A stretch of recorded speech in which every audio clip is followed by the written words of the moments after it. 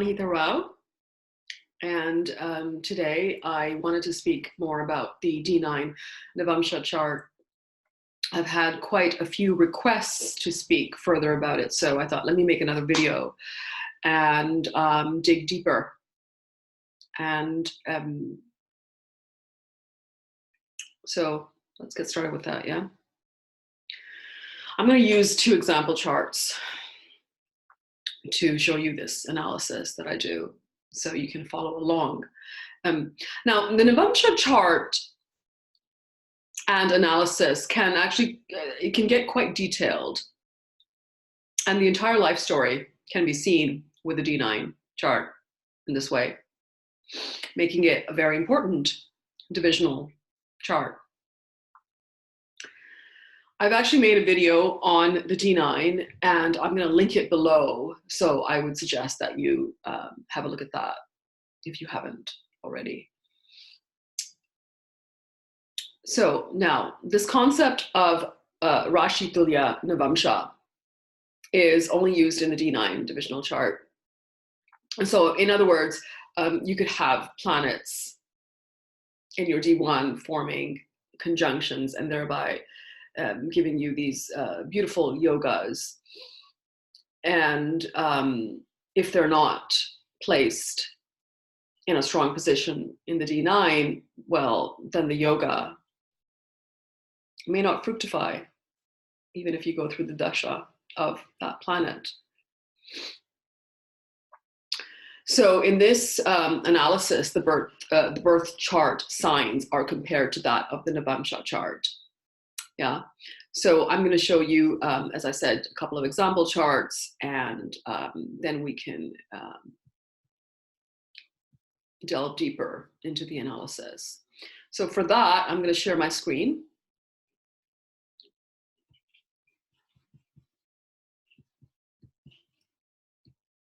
Yeah, here we go.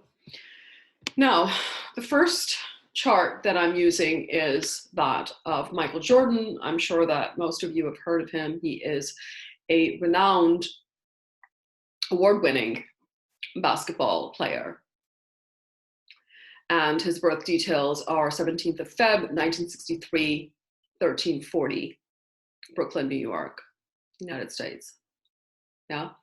So we're going to break up the horoscope and Navamsha and analyze it one Rashi at a time, one house at a time. Yeah.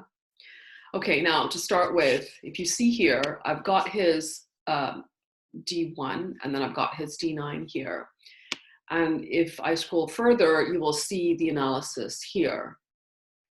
Okay, so you break up the birth horoscope and the Navamsha like this. So first you take the ascendant. Now you can see that in his birth horoscope, the ascendant is Gemini. Yeah, right here. And in the D9 becomes Pisces. Now, what is Pisces in the D1? Well, it's his 10th house, right? And so in this way, we analyze all of the planets and their respective house positions, okay? So the sun in the D1 is an Aquarius, and then in the D9, it goes into Scorpio. Scorpio is the 6th house of the D1. Mercury in the D1 is in Capricorn, and the D9, it's in Pisces. Pisces is the 10th house of the D1. Venus is in Sagittarius in D1, and in D9, it goes into Virgo. Virgo is the 4th house of the D1.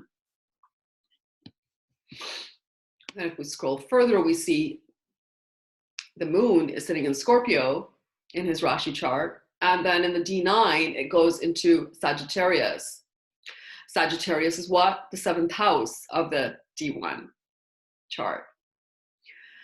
Mars in the D1 chart is in Cancer, and in the D9, it goes into Scorpio. Scorpio, again, is the 6th house of the D1. Jupiter in D1 is in Aquarius, and then in D9 is in Taurus. Taurus becomes what? The 12th house of his D1 chart. Saturn is sitting in Capricorn in the D1 chart, and it goes into Cancer in the D9. Yes. Cancer, as you can see, becomes the second house in the D1 chart. Rahu is in Cancer in the D1, going into Leo in the D9. What is Leo? Leo is the third house of the D1. And finally, Ketu. Ketu is sitting in the 8th house in the D1 in Capricorn, and it goes into Aquarius. Aquarius is the 9th house of the D1. Yes? So in this way, we look at all of the planets and see their location. Yeah. Now, what's the next step? Well, in the birth chart, you check the signs placed in the 1st, in the 4th, in the 9th, in the 10th, and in the 11th houses. Yeah? If there are planets placed in these signs in the navamshas, they will give good results. Are you still following? Yeah? Let's get into this. Let's demonstrate what that means. Okay, so in our example chart, planets placed in the navamsha of 1, 4, 9, 10, 11, which is Gemini, Virgo, Aquarius, Pisces, and Aries navamsha, add positivity to the chart. Yes? In this case, what planets are sitting in those 5 houses? Well, that would be Venus, Ketu, and Mercury. So he can expect positivity in those dasha sequences, despite Venus being debilitated in the D9. Then we check the signs placed in the 2nd, 3rd, 5th, and 7th houses of the D1. What are they? Well, these signs in his case would be Cancer, Leo, Libra, and Sagittarius. Now what we do is check to see if there are planets placed in these navamshas. Okay, well, in this case there are. So who's sitting in Cancer and Leo and Libra and Sag in his D9? Well, that would be Saturn, Rahu, and the Moon. These planets will tend to give neutral results. Yeah, despite being malefics. Finally, in the birth chart, check the signs placed in the 6th, 8th, and 12th houses, and check to see if there are any planets placed in their navamshas. In our example here, these signs are Scorpio, Capricorn, and Taurus. So the planets placed in these signs of the navamshas will add negativity and can bring difficult dashas. So in this case, it would be the Mars and Sun in Scorpio and Jupiter in Taurus navamsha. Yeah. So I would say in your birth chart and navamsha, do analyze these positions very carefully, the 6, 8, 12. Any planet in these positions will add misery. They might seem good in the birth chart, but their hidden weaknesses will become evident in the navamsha and play out in their dashas. They might give some levity, they'll give some negativity either on physical or mental realms.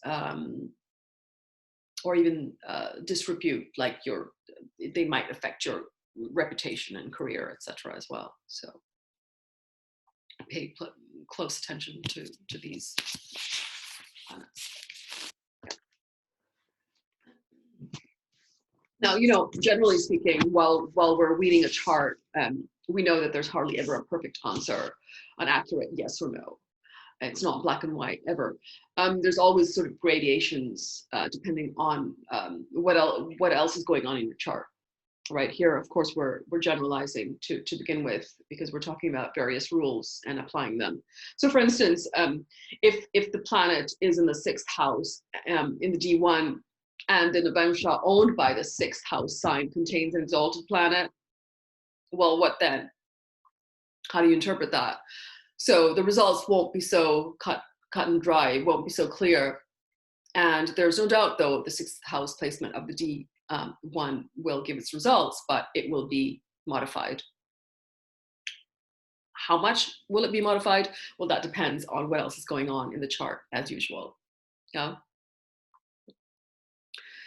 But because of the exaltation factor there, the personality will, on some level, accept them and perhaps experience growth from the results, despite the 6th house placement.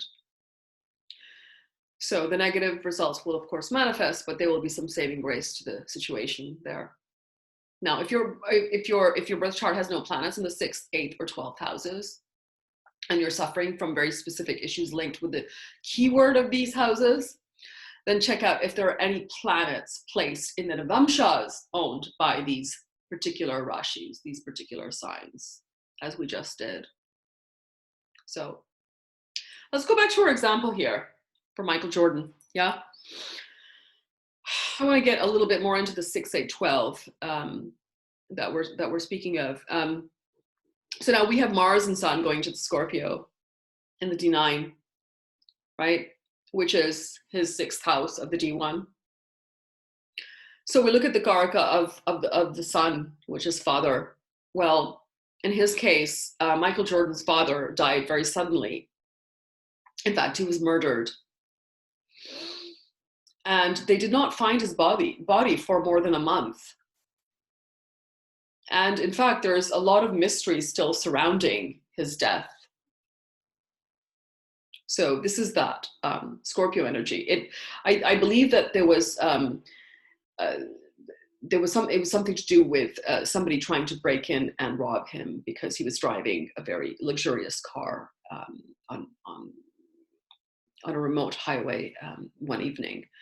So it's got something to do with that. It's a very sort of what you would call a very kind of pointless murder. There's no sort of deeper motivation besides that. Burglary, I believe it was. So there is a lot of mystery surrounding the death, and that's that Scorpio energy coming to the surface. We also see 9th Lord Rahu connecting with a debilitated Mars in the D1. If you see that, yeah, sitting in Cancer in the second house of family. And then, of course, in the D9, Mars is connecting with the Sun, the Garka, for father. The death occurred in the Venus-Mars dasha. Yeah.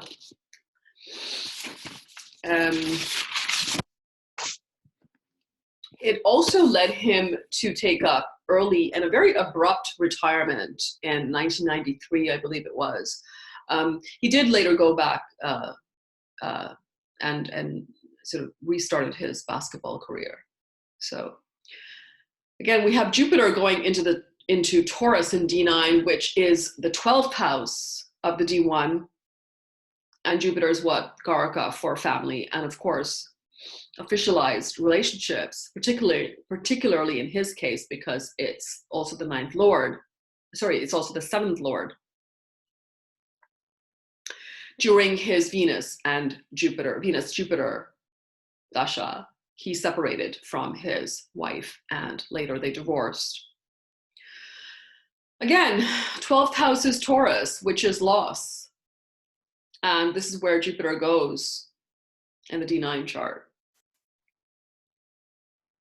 We don't have anything going into the navamsha of Capricorn, which is his 8th house in the D1. Yeah. So let's take another example that deals specifically with 8th house matters. I'm going to look at the chart of Aleister Crowley. Some of you may have heard of him. He was an occultist, actually, and the creator of what's called the Thought Tarot deck. So anyone who's into tarot cards would have probably heard of him. His birth details are, as you see, they are the 12th of October 1875, 2343, Leamington Spa, United Kingdom.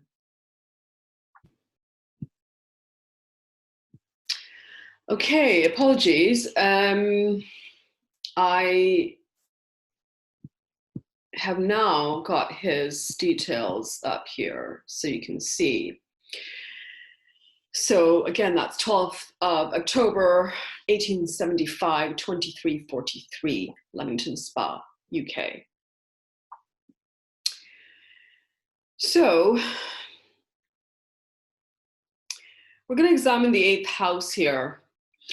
The 8th house in a birth chart is the one responsible for the most traumatic, the most catastrophic changes in our lives. And in this example, we see that the 8th house is Aquarius.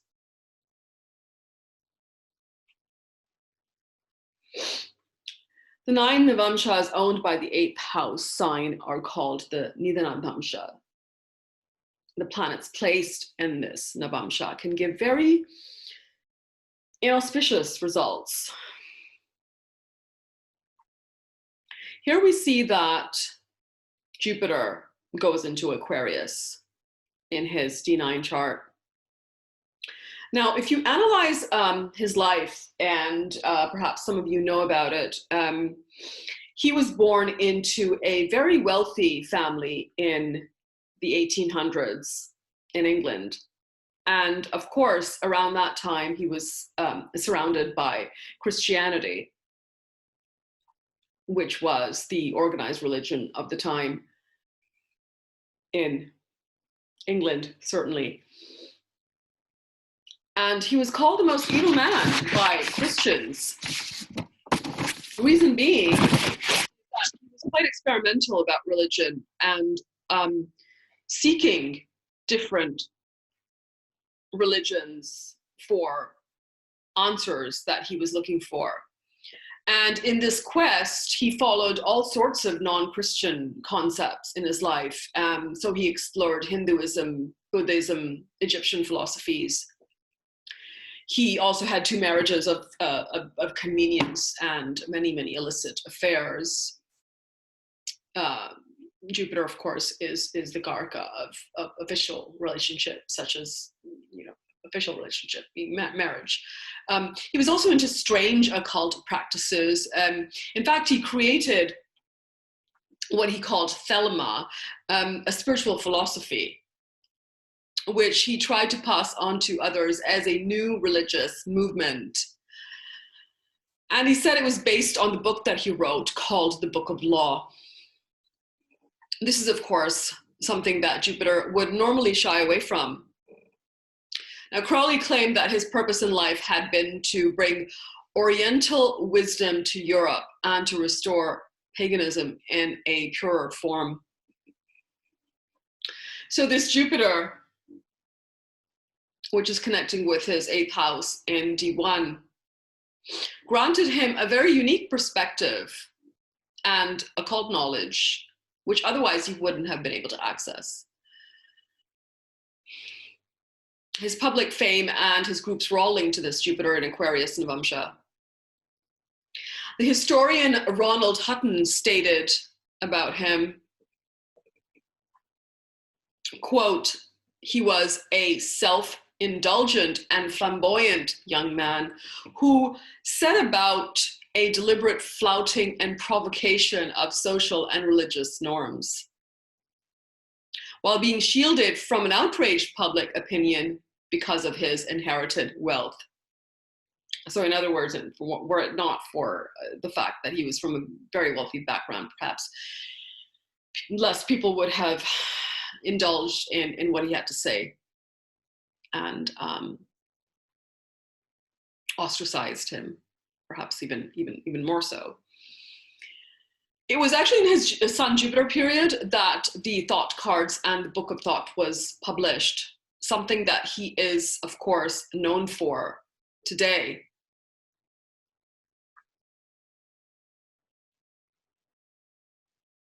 But even today, anyone who is into tarot cards will tell you that the Thought Tarot deck is very intense, it's very extreme. Not everyone can connect with it because it does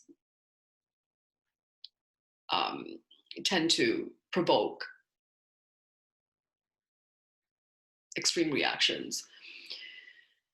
But then the people that do connect with it swear by it. So essentially, this is something that if you looked at his chart, you may not pick up,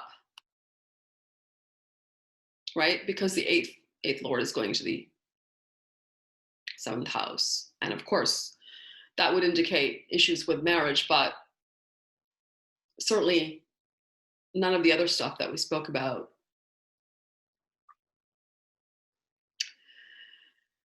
So essentially, the navamsha is really getting to know your planets better to uncover how they actually will perform in their dasha sequences.